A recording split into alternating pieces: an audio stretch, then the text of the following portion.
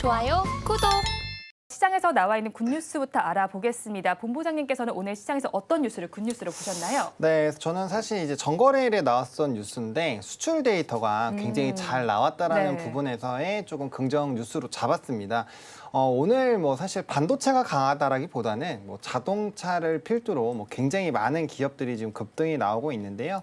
일단 사실 그 서막이 뭐 오늘 바로 이렇게 막 급등한 건 아니고 최근 몇 거래일 동안 이렇게 시동을 건다라고 좀 신호들을 많이 보냈습니다. 그게 이제 전거래일에 FOMC에서 미국장이 좀 많이 흔들렸음에도 불구하고 우리나라장이 이런 수출 데이터를 기반으로 이제 삼성전자가 일단 좀 강했고요. 그리고 전거래일에도 현대랑 기아가 굉장히 힘을 내주면서 시장이 좀 상승을 견인을 했죠. 그러니까 우리나라 시장이 반도체와 2차 전지에 상당히 많이 좀 치중이 되어 있었던 상황인데 이런 수출 데이터를 바탕으로 다른 이제 대형주 쪽으로 수급이 좀 옮겨 나가는 그런 흐름들이 나타나고 있고요.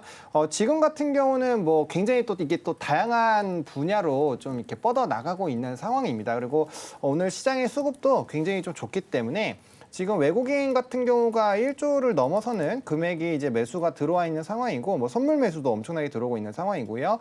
무엇보다 프로그램 이제 차익 순매수와 비차익 순매수가 모두 다 좀 급등이 나오고 있습니다. 그만큼 차익 순매수가 또 늘어나고 있다는 거는 선물과 연동돼서도 좋은 흐름들이 나타나고 있기 때문에 현재 시점에서는 선물과 현물 모두 다 좀 좋은 흐름들이 나타나고 있고요. 시장에 이런 선물의 흐름과 관계없는 단기 수급이 굉장히 좀 강하게 들어왔기 때문에 이렇게 나올 수 있는 것 자체가 우리나라의 어쨌든 간에 실적 자체가 전반적으로 좋아지는 게 수출 데이터로 확인이 됐기 때문에 그러한 좀 긍정적인 시각들이 좀 넘어온 것이 아닌가라고 본다라고 한다면 이 뉴스 자체를 상당히 좀 긍정적인 뉴스로 해석을 해볼 수 있다라고 정리를 드리겠습니다. 네, 어제 나와 있었던 뉴스였는데 우리나라의 수출이 증가한 소식을 들고 오셨습니다. 그렇다면 대표님께서는 어떤 뉴스를 굿뉴스로 바라보셨나요?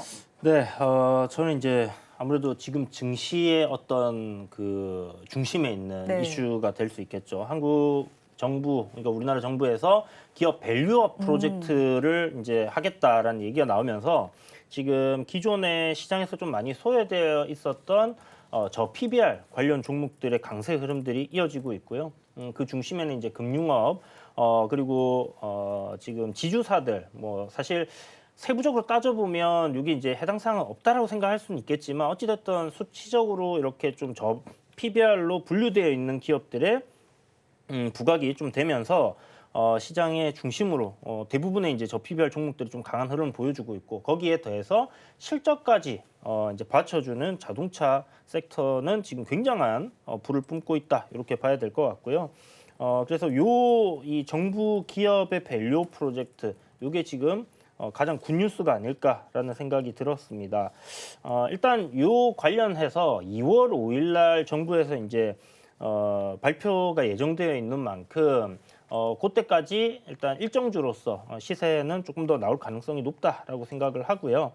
이후에 그 이제 발표의 어떤 세부적인 내용들이 나오겠죠. 그리고 나서 이게 세론이 될지 아니면 추가적인 상승 흐름을 이어서 시장의 하나의 트렌드로 자리를 잡을지 이 부분을 우리가 좀 잘 지켜봐야 될 것 같고요.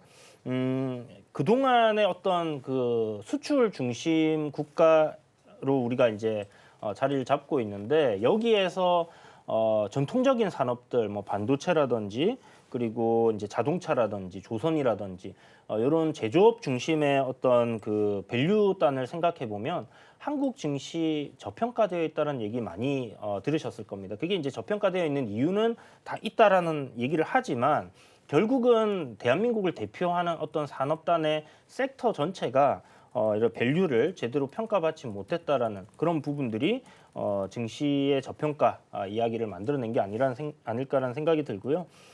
이게 지금 뭐 논란은 많습니다만은 실효성이 있다 없다 이런 얘기들은 많습니다만은 그런 것들 생각하고 있으면 주식에서 수익 내기 어렵겠죠. 어찌됐든 지금 시장의 돈은 이쪽으로 흘러가고 있고 그런 흐름에 좀 빠르게 편성을 해서 수익을 내는 방향으로 이렇게 좀 생각을 해보시는 게 좋지 않겠나라는 관점에서 정부 기업 밸류업 프로젝트를 굿뉴스로 선정해봤습니다. 네, 정부가 기업 밸류업 프로젝트를 진행한다는 소식을 굿뉴스로 가지고 오셨는데요. 그렇다면 배드뉴스는 어떤 걸로 바라보셨나요? 저는 이제 애플 시간외 급락이라는 뉴스가 이제 좀 눈에 들어왔는데요. 사실 이게 이제 시간 외에서 애플이 좀 하락이 나왔고 네. 이런 부분들이 안 좋은 점이라고 할 수는 있겠지만 사실 요거는 일시적인 어떤 주가 하락 이렇게 저는 좀 생각을 하고 있고 어떻게 보면 애플을 매수할 수 있는 그런 기회로 또 작용이 되지 않겠나 이렇게 생각을 합니다.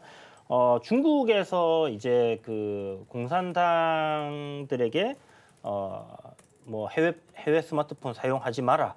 약간 이런 얘기가 나왔었죠. 그리고 나서 화웨이가 신규 폰을 출시를 했습니다. 그래서 실질적으로 애플이 이제 점유율을 조금 화웨이에 뺏기면서 매출이 안 좋게 나온 부분이 있었는데 현재 그 중국에서 가장 인기 있는 스마트폰의 순위를 보면 애플이 5위 안에 대부분 다 4개가 들어가 있거든요.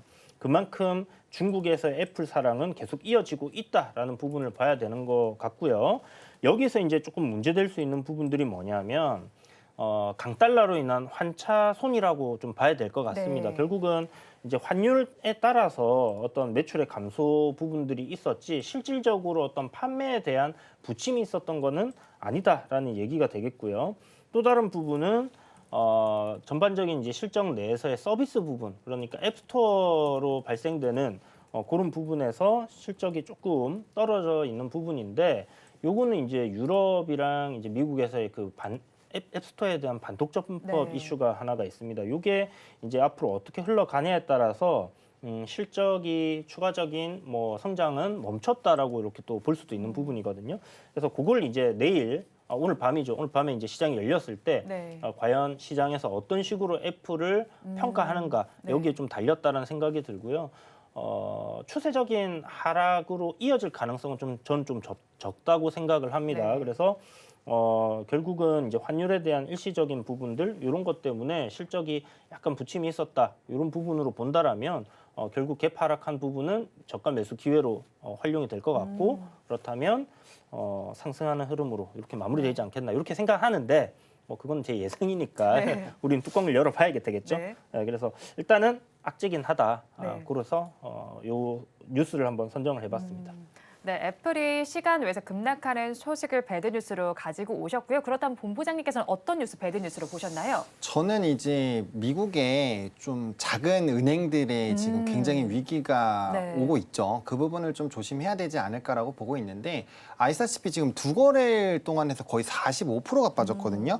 뉴욕 커뮤니티 뱅코프라고 해서 티커가 NYCB라는 그런 그 티커가 있는데 네. 검색해 보시면은 이 거래일 동안 주가가 거의 반토막 난 거를 확인하실 수가 있어요. 그러니까 이게 원래는 처음에 인수가 됐을 때 실적도 잘 나오고 기대감이 굉장히 컸었던 상황인데 이번에 실적도 안 나오고 배당금 같은 경우도 이제 배당 컷이라고 보통 표현하죠. 네. 그러니까 배당금 자체가 줄어드는 부분에서 굉장히 좀 우려감이 확대가 되고 있고요. 이게 이제 부동산 쪽에서 특히나 이제 상업용 부동산 쪽에서의 문제가 발생한 것이 아니냐라는 이런 논란이 커지고 있기 때문에 이게 만약에 실질적으로 또 확산이 된다라고 한다면 부동산 리스크로도 이어질 수가 있고 중국 같은 경우는 사실 이제 크게 문제가 되는 게 부동산에 대한 문제와 또 그림자 금융에 대한 문제잖아요. 그리고 우리가 또 이제 이런 시중 은행들, 뭐 SVB 사태나 이런 것들을 보시더라도 어쨌든 지역은행 자체가 좀 흔들리게 되면 시장의 불안감들이 굉장히 확대가 될 수 있다라는 거죠. 그래서 이게 지금은 워낙 미국이 지금 불장이고 네. 좀 긍정적 실적에 대한 부분들이 이제 기술주 쪽으로 많이 수급이 쏠리고 있다 보니까